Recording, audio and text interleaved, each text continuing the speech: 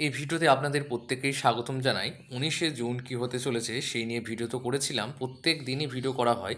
আজকে ২২শে জুন কী হতে চলেছে সে নিয়ে আলোচনা করব। আমাদের সাপোর্ট রেজিস্ট্যান্স ড্র করাই রয়েছে। এগুলো নতুন কিছু না। যেগুলো ড্র করা ছিল সেগুলোই রয়েছে। আমরা দেখে নেব যে আমাদের সাপোর্ট রেজিস্ট্যান্সটা ঠিকঠাক কাজ করেছে কিনা। এর সঙ্গে ২২শে জুন কী হতে পারে সেটা নিয়ে আলোচনা করব এবং মার্কেট কি আবার ক্রাশ হতে পারে সে নিয়ে আলোচনা করব। কারণ অনেক বিষয় উঠে আসছে যেগুলো আপনাদের জানা প্রয়োজন রয়েছে। সমস্ত নিউজ একটা ভিডিওর মধ্যে, সংক্ষিপ্ত ভিডিওর মধ্যে যদি জানতে চান, ভালোভাবে শিখতে চান, তাহলে অবশ্যই আমাদেরকে ফলো করুন। সাবস্ক্রাইব করতে পারেন, ফলো করতে পারেন। ইউটিউব চ্যানেলে সাবস্ক্রাইব করুন এবং ফেসবুকে ফলো করুন। আর একটা গুরুত্বপূর্ণ বিষয় হচ্ছে আমাদের অফিসিয়াল যে নাম্বারটা আপনি দেখতে পাচ্ছেন, এই নাম্বারে হোয়াটসঅ্যাপে আপনি হাই পাঠিয়ে হোয়াটসঅ্যাপ গ্রুপে যুক্ত হতে পারেন, যেখানে ফ্রি গ্রুপ, যেখানে আপনাদেরকে সাহায্য করা হয়, কোনো রকম ফিস নেওয়া হয় না। এটা শুধুমাত্র বেঙ্গলি ট্রেডারদের জন্য এটা করা হয়েছে।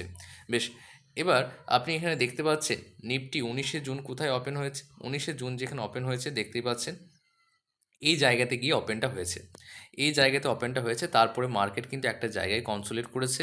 কনসোলিডেট করার পরে শেষ দিকে অর্থাৎ ২টোর পরে ২:৩০টার পর দিকে একটু বাউন্স ব্যাক করেছে এবং উপর দিকে যাওয়ার চেষ্টা করেছে। অর্থাৎ যে মেজর রেজিস্ট্যান্সটা তৈরি হয়েছে সেই রেজিস্ট্যান্সের দিকে যাওয়ার চেষ্টা করেছে। তাহলে আমরা দেখে নেব যে প্রথমে সাপোর্ট কোথায় আছে, রেজিস্ট্যান্স কোথায় রয়েছে, সেটা আমরা আগে দেখে নেব। প্রথম রেজিস্ট্যান্স জোন হচ্ছে R1 হচ্ছে, আপনারা একটু নোট করে নিতে পারেন, কারণ যিনারা অপশন ট্রেডিং করেন অথবা ইন্টারডে করেন আপনাদের জন্য এই সাপোর্ট রেজিস্ট্যান্স নিফটি ফিফটির চার্টটা জানা খুবই প্রয়োজন রয়েছে। নিফটি ফিফটি চার্ট অ্যানালিসিস সঙ্গে সঙ্গে আমরা কিন্তু এবার থেকে ব্যাঙ্ক নিফটি চার্ট অ্যানালিসিস, সেন্সেক্সের অ্যানালিসিসও করতে শুরু করব। তাহলে আজকে শুধুমাত্র নিফটি ফিফটি নিয়ে আলোচনা করি। R1টা হচ্ছে প্রথম রেজিস্ট্যান্স হচ্ছে ২৪,০০০, ২৪,০৯০ থেকে ২৪,১০০ হচ্ছে আপনার একটা রেজিস্ট্যান্স এখন তৈরি হয়েছে, কারণ এখন বর্তমান যে চার্ট অনুযায়ী এটা তৈরি হয়েছে। এবং R2 মানে হচ্ছে আরও যদি উপর দিকে যায়, অর্থাৎ ২৪,০৯০, ২৪,১০০কে যদি ব্রেক করে দেয়, তাহলে ২৪,১৫০ এবং ২৪,২০০ পর্যন্ত কিন্তু যেতে পারে, এবং সেই ক্ষেত্রে এগুলো মেজর রেজিস্ট্যান্স হিসেবে কাজ করবে। অর্থাৎ এই ২৪,১৫০ এবং ২০০ আমরা তো দেখেছি যে আগে ২৪,১৭৪ পর্যন্ত গিয়ে আবার কিন্তু বাউন্স ব্যাক করেছে। এবং আপনাদেরকে আমি বলেছিলাম কোথায় কল বাই করতে পারেন, কোথায় পুট বাই করতে পারেন। যেহেতু ডাইরেক্টলি বলা নিষেধ রয়েছে, তাই আপনাদেরকে জাস্ট আমি একটু বলে দিচ্ছি ভিডিওর মধ্যে যে কোথায় করতে পারেন। সমস্ত কিন্তু আপনার নিজেকেই করতে হবে। আমি আমার তরফ থেকে কোনো রকম বাই সেলের রেকমেন্ডেশন দিই না। তাহলে এখানে আপনি যেটা দেখতে পাচ্ছেন ২৪,০৯০ থেকে ২৪,১০০ হচ্ছে প্রথম রেজিস্ট্যান্স জোন। অর্থাৎ এই জায়গাটা, এই জায়গার ২৪,৯০ আমাদের কিন্তু একটা দাগ দেওয়াই আছে। আবার এই ১০০ এখানেও কিন্তু দাগ দেওয়া আছে এবং তার উপরেও কিন্তু আমাদের ২৪,২০০ যে বিষয়টা বলা ছিল আগের ভিডিওতেও বলেছি। এবং সাপোর্ট জোনটা কোথায় আছে, সাপোর্টটা হচ্ছে ২৩,৯৪০ থেকে ২৩,৯৫০, অর্থাৎ ২৩,৯৪০ থেকে ২৩,৯৫০ এই জোনটার দিকে আমরা একবার দেখে নেব। অর্থাৎ এই জোনে কিন্তু ভালো সাপোর্ট রয়েছে ২৩,৯০০ থেকে এখানে ২৩,৯৫০ পর্যন্ত কিন্তু একটা ভালো সাপোর্ট রয়েছে। নেক্সট সাপোর্ট যেটা রয়েছে এখানে দেখতে পাবেন ২৩,৮৫০ থেকে ২৩,৮০০, যেটা আমাদের ড্র করাই আছে। ২৩,৮০০ যদি ফল হয় কোনো কারণবশত, তাহলে কিন্তু মার্কেট বিয়ারিশ হয়ে যাবে। মার্কেট কিন্তু বিয়ারিশ হয়ে যাবে। এখনও পর্যন্ত মার্কেটের যে স্ট্রাকচার সেটা কিন্তু বুলিশ আছে, এখনও চিন্তার কোনো কারণ নেই। এখন কিন্তু মার্কেট বুলিশ আছে। শুধুমাত্র একটা ক্যান্ডেল ফল দেখে আপনি ভাববেন না যে মার্কেট বিয়ারিশ হয়ে গেল। কারণ কি, তার কারণ হচ্ছে এই লেভেলে যিনারা বাই করেছিলেন, এই লেভেলে যিনারা বাই করেছেন, এই লেভেলে যিনারা বাই করেছিলেন, ওনারা কিন্তু এই লেভেলগুলোতে গিয়ে সেল তো অবশ্যই করবেন। যিনারা হোল্ড করে রয়েছেন, তাহলে সেল যদি ওনারা করেন তাহলে কিন্তু টাকা যেহেতু কমছে, বেরিয়ে যাচ্ছে, তাহলে কী হবে, একটু ডাউন তো হবেই। তাহলে সেই ডাউনটা হচ্ছে প্রফিট বুকিং বলা হয়, এবং প্রফিট বুকিংয়ের জন্য ডাউনটা হচ্ছে, এটার জন্য চিন্তার কোনো কারণ নেই। তাহলে সাপোর্ট আর রেজিস্ট্যান্স কোথায় আছে আপনাদেরকে বলে দিলাম। এবার আমি বলি যে ১৯শে জুন কী বলেছিলাম সেটার সঙ্গে আমাদের মিলেছে কি না। ১৯শে জুন বলেছিলাম যদি ২৪,০০০, ১৯শে জুন ছিল এটা, সরি, হ্যাঁ ১৯শে জুন এটা হয়েছে, এটা ১৯শে জুন। এই ১৯শে জুনে কী বলেছিলাম, যেটা ১৮ জুনে ভিডিও করেছিলাম, কি বলেছিলাম, বলেছিলাম যদি মার্কেট ২৪,০০০ আসে তাহলে আপনারা একটা কল বাই করতে পারেন। ২৪,০০০ যদি আসে তাহলে একটা কল বাই করতে পারেন, এবং আপনাদের টার্গেট থাকবে ২৪,০৫০, ২৪,১০০। কিন্তু মার্কেট যদি বাই চান্স ২৪,০০০কে ব্রেক করে দেয়, তাহলে আপনি একটা পুট বাই করবেন, টার্গেট থাকবে ২৩,৯৫০, ২৩,৯০০। এটাই বলেছিলাম, জাস্ট আপনাকে লেভেলটা আমি বলে দিচ্ছি, এবার আপনাকে বাকি কাজটা করতে হবে। তাহলে আমরা সেটা দেখে নেব যে ঠিকঠাক হয়েছে কি না।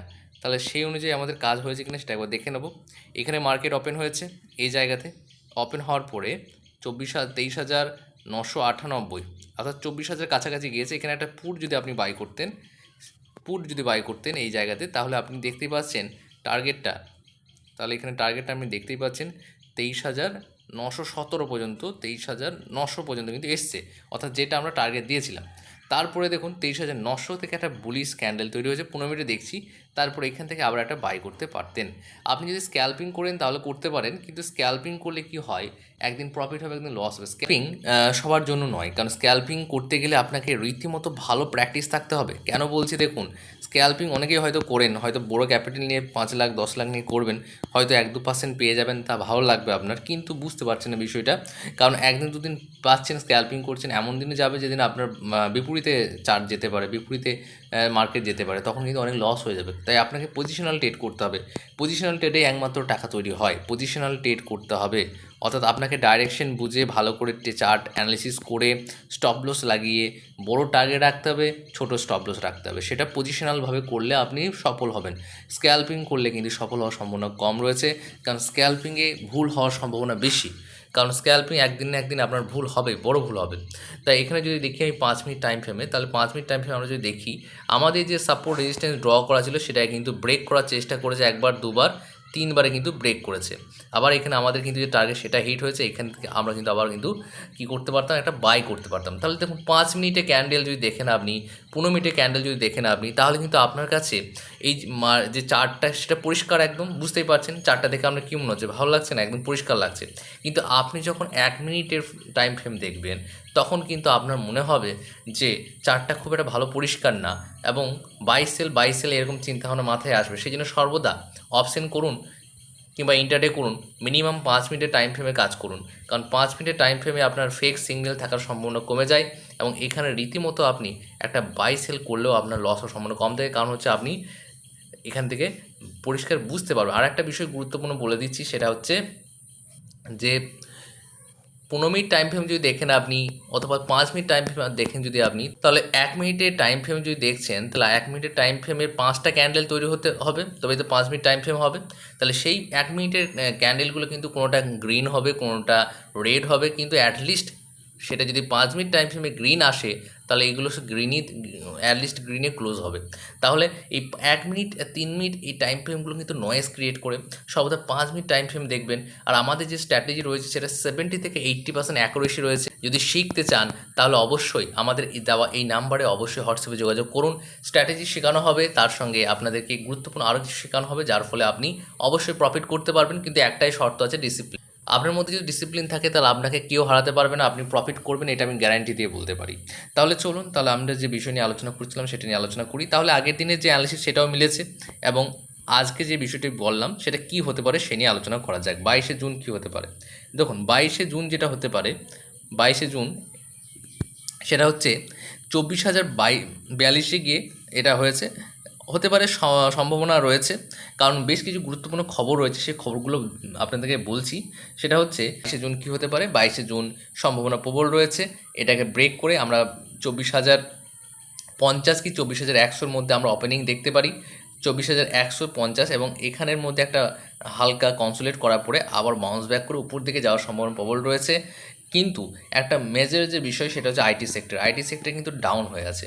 আইটি সেক্টরের স্টকগুলো ডাউন থাকলে কিন্তু নিফটির ওপর প্রচণ্ড প্রেশার পড়ে। কিন্তু অন্যদিকে সোমবারে আমরা একটা নিউজ দেখতে পাচ্ছি, সেটা হচ্ছে রিলায়েন্স ইন্ডাস্ট্রির বোর্ড জিও প্ল্যাটফর্মে আইপিও আনার জন্য অ্যাপ্লাই করেছে। কোথায়? ডিআরএসপিতে অনুমোদন দিয়ে দিয়েছে। এটি ভারতীয় কর্পোরেট ইতিহাসের অন্যতম বড় আইপিও হতে পারে। আর একটা আইপিও আসছে হলো, সেটা এনএসসি আইপিও নিয়ে কালকে আলোচনা করব। যিনারা এনএসসি আইপিও সম্বন্ধে জানতে চান তিনারা অবশ্যই আমাদেরকে ফলো অথবা সাবস্ক্রাইব করে রাখুন। কালকে আলোচনা করব এনএসসি শেয়ারে আপনারা বাই করবেন না, বাই করবেন, কীভাবে করবেন, কতদিন পর্যন্ত হোল্ড করা যেতে পারে, সেই নিয়ে বিস্তারিত আলোচনা করব। কত কোটি টাকার মার্কেট ক্যাপ হবে, লার্জ ক্যাপ হবে নাকি স্মল ক্যাপ হবে, সেই নিয়ে আলোচনা করব। এছাড়া আর একটা বিষয় হচ্ছে যে ইউএস ইরানের শান্তি বৈঠক কিন্তু হওয়ার কথা আছে সুইজারল্যান্ডে। এবং অন্যদিকে একটা বিষয় উঠে আসছে, যেটা আপনি হয়তো চারিদিকে দেখতে পারেন, যে লেবানন এবং ইসরায়েলের মধ্যে শান্তি চুক্তি হচ্ছে না। অর্থাৎ ইসরায়েল বারে বারে কিন্তু লেবাননের ওপর হামলা করছে, সিজ ফায়ার হওয়া সত্ত্বেও ইসরায়েল কোনোভাবেই কিন্তু এই যুদ্ধটাকে থামাতে চাইছে না। সেই জন্য কিন্তু তারা লেবাননের ওপর কিন্তু স্থল অভিযান এই সমস্ত কিছু করছে। কিন্তু আপনাদেরকে মাথায় রাখতে হবে, যতক্ষণ না ইরান ইউএসের মধ্যে সংঘর্ষ হচ্ছে ততক্ষণ কিন্তু মার্কেটে কোনো একটা প্রভাব পড়বে না। কারণ লেবানন এবং ইসরায়েলের মধ্যে যে যুদ্ধটা হচ্ছে সেটা লোকাল যুদ্ধ হিসেবে ধরা হবে, গ্লোবাল মার্কেটে খুব একটা প্রভাব পড়বে না। কিন্তু হ্যাঁ, যদি ইরান ইউএসের মধ্যে আবারও চুক্তি ভেঙে যায়, বারে বারে চুক্তি ভাঙলে সেইটা একসময় কী হয়ে যায়, সেটা কিন্তু ব্রেক ডাউন হয়ে যাবে।